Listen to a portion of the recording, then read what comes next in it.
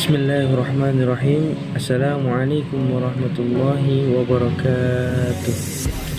Alhamdulillahirabbil alamin. Assalatu wassalamu ala habibina wa syafi'ina wa maulana Muhammadin wa ala alihi wa ashabihi wa man tabi'ahum bi ihsanin ila yaumiddin.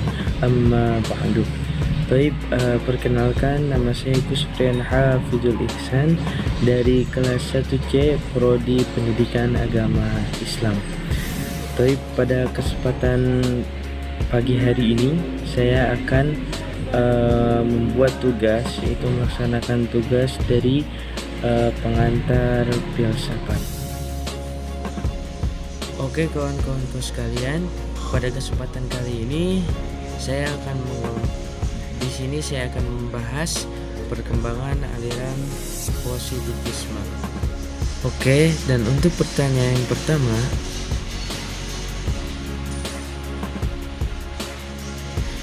dalam bidang ilmu sosiologi, antropologi, dan bidang ilmu sosial lainnya, istilah positivisme sangat berkaitan erat dengan istilah naturalisme dan dapat dirunut asalnya ke pemikiran Auguste Comte pada abad ke-19. Comte berpendapat positivisme adalah cara pandang dalam memahami dunia dengan berdasarkan sains.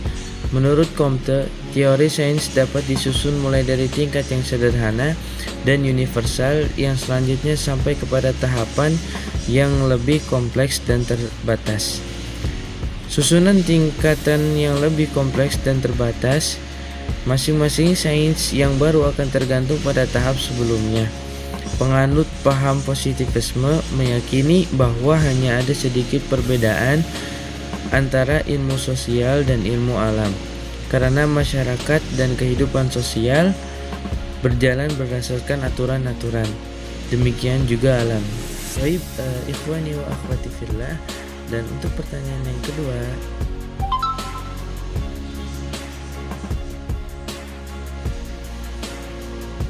positivisme merupakan paradigma ilmu pengetahuan yang paling awal muncul dalam dunia ilmu pengetahuan.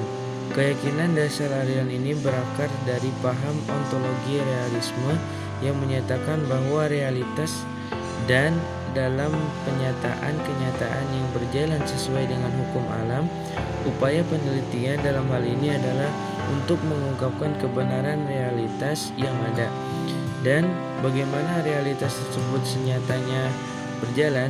Positivisme muncul pada abad ke-19, dimotori oleh sosiologi Auguste Comte dengan buah karyanya yang terdiri dari 6 jilid dengan judul The Course of Positive Philosophy 1830 dan 1842. Oke kawan-kawanku, pertanyaan ketiga,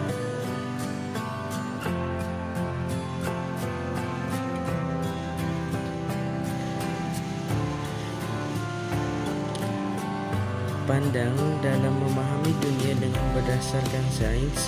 Menurut Comte, teori sains dapat disusun mulai dari tingkat yang sederhana dan universal yang selanjutnya sampai kepada tahapan yang lebih kompleks dan terbatas. Kebenaran selalu bersifat sementara, yakni harus dihadapkan kepada suatu pengujian yang ketat dan gawat, crucial test. Dengan cara pengujian trial and error, proses penyisihan terhadap kesalahan atau keliruan, sehingga kebenaran selalu dibuktikan melalui jalur konjektur dan refutasi dengan tetap konsisten berdiri di atas landasan pemikiran rasionalisme kritis dan empirisme kritis, atau dengan meminjam dialektikanya Hegel. Sebuah kebenaran akan selalu mengalami proses tesis, sintesis, dan antitesis, dan begitu seterusnya.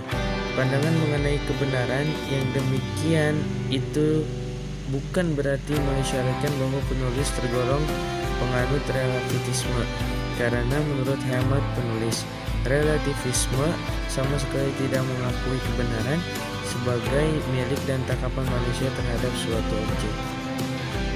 Dan untuk pertanyaan yang keempat adalah,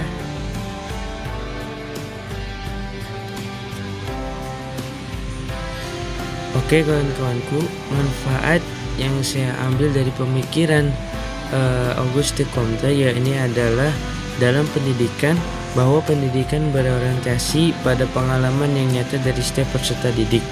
Kemudian pengalaman tersebut arahkan oleh pendidik sesuai dengan struktur logis teori sains. Teori-teori sains tersebut tidak terlepas dari pandangan manusia tentang hal-hal yang baik dan berguna bagi masyarakatnya, sehingga masyarakat selalu berupaya untuk membentuk nilai-nilai yang baik dan ditanamkan dalam anggotanya untuk berperilaku yang baik pula. Dengan filsafat positivisme, hal-hal yang baik seperti nilai-nilai etis, kewarganegaraan, spiritual, dan estetika dapat tercipta dalam diri peserta didik.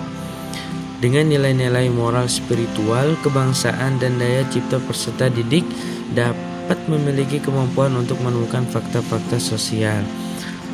Apakah ada implikasinya? Ada, yaitu kalau masyarakat sekitar kita berbuat hal-hal yang baik, maka anak muda, kemudian anak-anak kecil itu akan berbuat baik pula, karena itu berpengaruh, sangat berpengaruh di halaman lingkungan. Nah, ketika halaman lingkungan itu baik, maka masyarakatnya pun baik. Ketika halaman lingkungannya itu buruk, maka semuanya akan buruk. Jadi ini sangat baik ketika kita terjun di masyarakat, kita harus melakukan hal-hal yang baik dan positif. Agar masyarakat mengikuti hal-hal yang baik dan positif seperti itu. Mungkin sekian dari saya. Apabila ada kata-kata yang salah, mohon dimaafkan. Kemudian saya berterima kasih kepada dosen pengantar filsafat yakni Pak Arif. Syukron atas waktunya Pak. Dan kemudian saya tutup dengan bersama-sama membaca Alhamdulillahirabbil alamin. Syukran jazakumullah khair. Akhirul kalam. Wassalamualaikum warahmatullahi wabarakatuh.